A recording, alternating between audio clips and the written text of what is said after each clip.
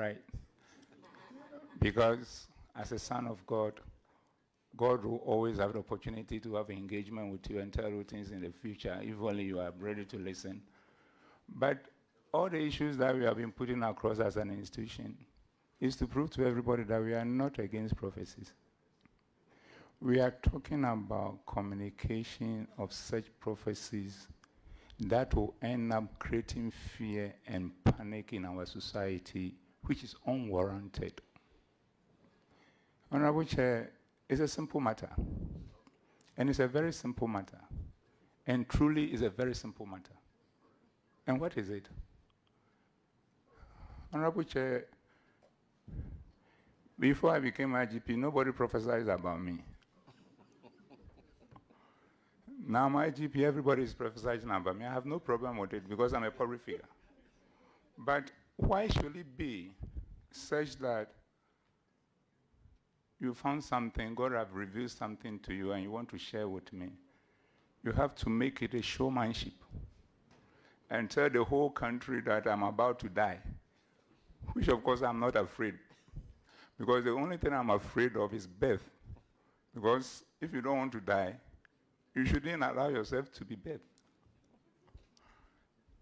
So once I have been born, I'm going to die. So as for death, the only thing I can do is probably become a friend of it so that he can treat me with some leniency.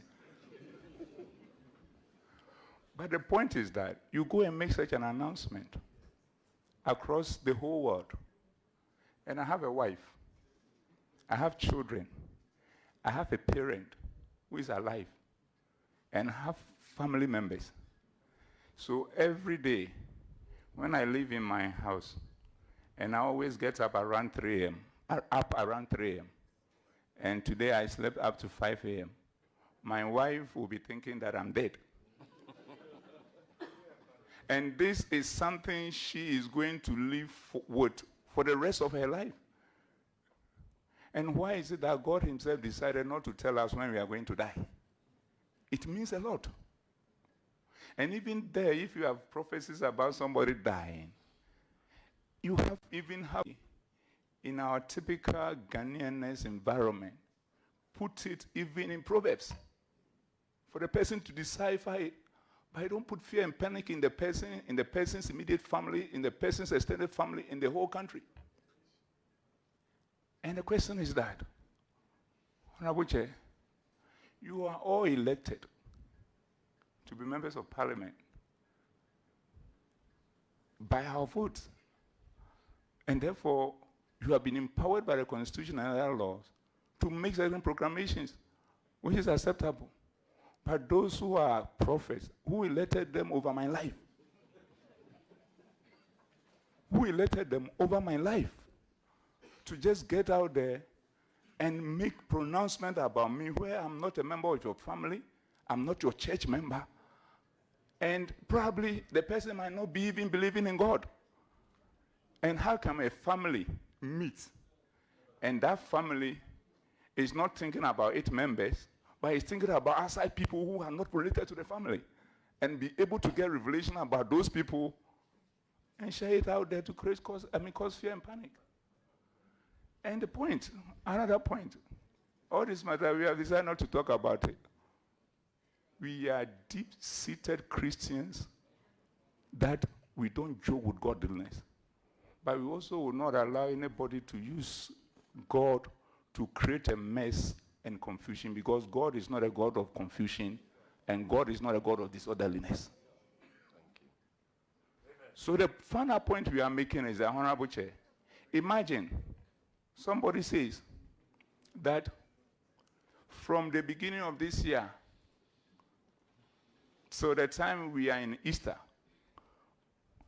90% of markets in Accra are going to be burnt. And you say it's a prophecy. Nobody has appointed you to go and make that communication. Imagine how many people will be going to the market every day thinking that they will don't come back. Imagine they come to say that you travel from Accra to Kumasi, and the first half of the year, there will be 1,000 accidents and almost about 1,000 people will die. Imagine what will happen. So the only point we are saying is that We don't know what language God speaks and who interprets it for who.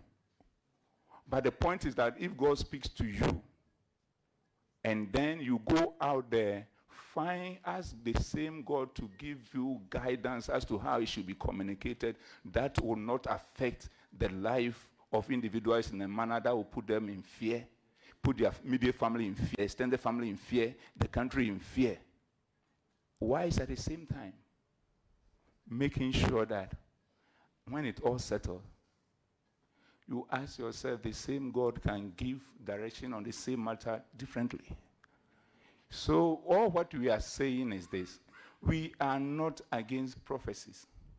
Go ahead, prophesy, but when God speaks to you, carry it in a manner that will ensure the sanctity of our nation called Ghana. And that is simplicity. Honorable Chair, I thank you very much. Thank you very much, Prophet Dampare.